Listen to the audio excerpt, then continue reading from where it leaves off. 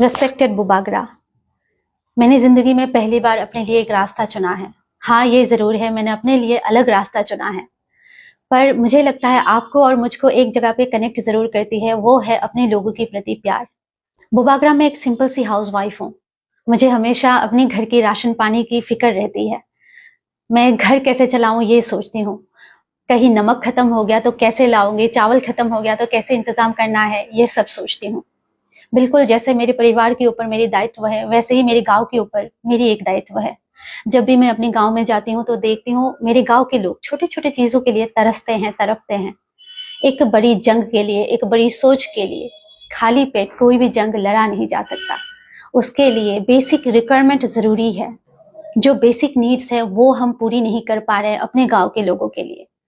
जो रोटी, कपड़ा, मकान है, उन सब छोटे छोटे चीजों के लिए मेरे लोगों को तड़पना पड़ रहा है, तरसना पड़ रहा है। जब भी मैं किसी भी ब्लॉक में जाती हूँ, उनको मदद करने के लिए कुछ भी करने जाती हूँ, तो उनकी आंखों में मुझे बेबसी साफ दिखाई देती है। वो तड़प, वो दुख नजर आता है।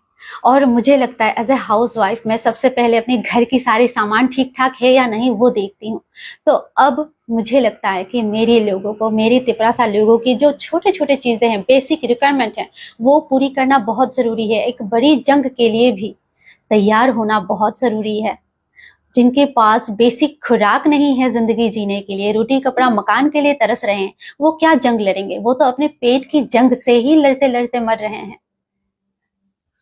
बुबागरा मुझे आशीर्वाद करे, जिंदगी की इस जंग में मैं पूरी ईमानदारी के साथ, पूरी निष्ठा के साथ अपने दायित्व को निभा सकूं।